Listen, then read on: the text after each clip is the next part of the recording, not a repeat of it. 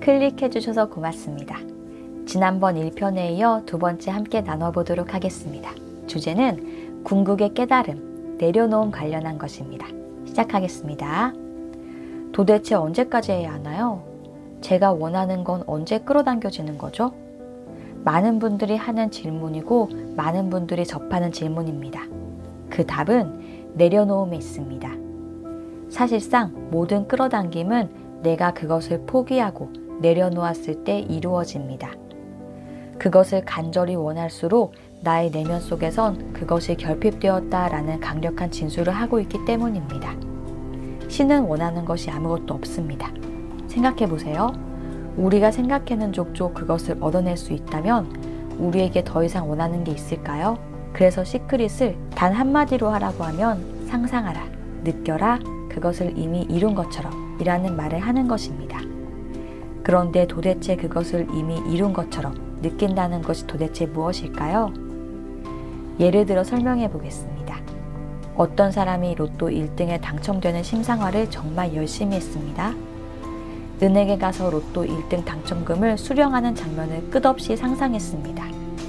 실제로 로또 창구에 가서 직접 보고 오기까지 했습니다. 그러다 어느 토요일 자신의 로또 번호와 방송 화면에서 나오는 번호가 일치하게 되는 날이 찾아왔습니다. 그 순간 그 사람은 정말 기뻤고 환희에 찼습니다. 세상 모든 것들이 감사해 보였고 아름다워 보였습니다. 그리고 그 사람은 매일매일 하던 로또 심상화를 멈췄습니다. 내려놓았습니다. 근데 그 사람의 현실을 진실로 바라보면 그 사람은 아직 로또 1등 당첨금이 없습니다. 그 사람은 자신이 은행에 가서 1등 당첨금을 받는 장면을 심상화했습니다. 그런데 로또 1등이 당첨되는 순간 그것을 내려놓았습니다. 이미 이루었다고 느꼈기 때문입니다. 즉, 진정으로 이미 이루었다고 느끼면 강력한 세 가지가 따라온다는 것을 알 수 있습니다. 첫째, 기쁨. 둘째, 감사. 셋째, 내려놓음. 다른 예시를 들어보겠습니다. 어떤 사람이 원하는 대학 합격을 목표로 해서 정말 열심히 공부하고 심상화를 했습니다. 행복한 대학 생활에 대해 정말 열심히 상상했습니다.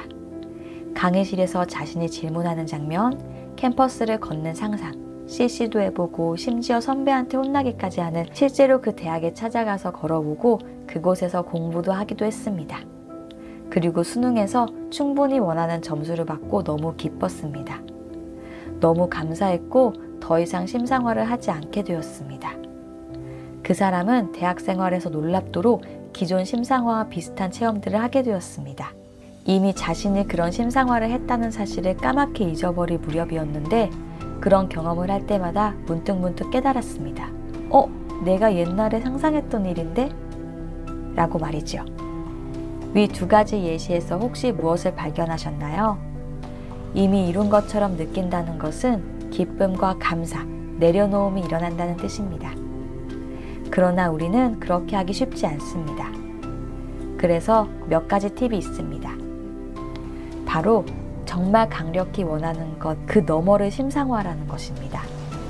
로또 1등 당첨자는 당첨되는 그 사실을 너무 원했지만 당첨금 수령 장면을 심상화했으며 학생은 수능 성적을 너무 원했지만 수능 이후 대학 생활을 심상화했습니다. 그것이 구체적으로 이루어지려는 과정 중에서 기쁨, 감사, 내려놓음을 할 수 있게 되었고 결국 그것을 쟁취하였습니다. 또 다른 예를 들어보겠습니다. 어떤 사람이 자신의 아버지에게 고급차를 사주는 장면을 열심히 심상화했습니다. 차를 선물해주는 상상을 할 때 너무 기뻤습니다. 기쁨 다음에는 감사하는 마음이 생겼고요. 사실 그 사람의 소원은 월 1,000만 원 이상의 수입을 올리는 것이었습니다. 그리고 자신이 월 1,000만 원을 벌게 되면 무엇을 하게 될지 생각해 보았습니다. 아버지의 차를 가장 먼저 사줄 것 같다는 생각이 들었습니다. 그때부터 월 1,000만 원은 잊어버리고 아버지께 고급차를 사주는 장면을 상상했습니다. 자기 스스로 월 1,000만 원 정도 벌지 않으면 아버지에게 절대 고급차를 선물해주지 않을 거라는 걸 알았기 때문입니다. 또 자신의 수입이 그 정도 되는 게 아니면 아버지가 차를 받을 리 없다는 것도 알고 있었고요. 얼마간 정말 간절히 심상화를 했습니다. 그런데 월 1,000만 원의 수입은 생기지 않았지요.